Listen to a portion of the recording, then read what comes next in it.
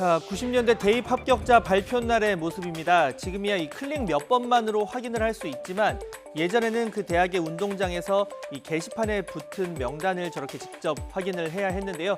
당시에는 서울대 의대보다 물리학과가 더 점수가 높은 적도 있었고 또 인기대학 공대는 지방 의대보다 점수가 높았습니다.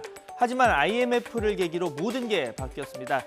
지금은 서울과 지방국립대 의대가 상위권을 독차지하고 그 뒤에야 이 다른 과의 이름을 찾을 수가 있습니다. 자, 서울과학고는 내년도 신입생부터 의대에 가면 3년 동안 줬던 교육비와 장학금을 모두 돌려받기로 했습니다. 1,500만 원 정도인데 여기에 더해서 교내외에서 받은 상도 모두 취소하기로 했습니다. 그 배경과 의미를 짚어보겠습니다. 네, 과학고 등 이 영재학교는 관련법에 따라 국립이나 공립으로 운영이 됩니다. 과학인재 양성을 위해서 세금이 들어가는 건데 이 과학고를 거친 의대 진학에 대한 비판이 나오는 이유입니다. 강남 목 좋은 곳에 자리 잡은 성형외과나 이 피부과 의사를 만드는데 과학영재학교 세금이 들어갈 필요는 없는 겁니다. 그동안 이 과학고 측도 손을 놓고 있지는 않았습니다. 이 교사 추천서를 써주지 않거나 또 입시 요강에 의대에 진학할 경우 불이익이 있다 이런 점을 명문화했지만 서울과학고는 그래도 매년 20% 정도의 학생이 꾸준히 의대에 진학했습니다. 정말 과학자가 되고 싶었지만 과학고에 가지 못한 차점자들이 기회를 박탈당한 겁니다. 기초과학이나 공학 분야의 연구자를 양성해서 국가 경쟁력을 제고하는 게 설립 목적 중에 하나죠.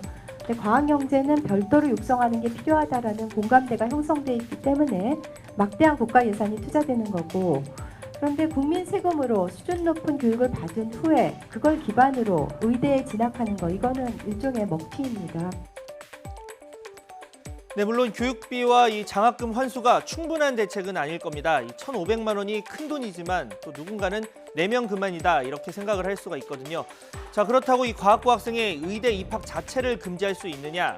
직업 선택의 자유를 침해해서 위헌 요소가 있습니다. 그 지원금 발행 조치를 마련한다 하더라도 네. 대학에서 학점으로 의대 애들을 선점하려는 그런 조치가 해결되지 않는다 한다면 이 조치는 사실은 이제 아무 쓸모가 없는 조치가 되는 거죠.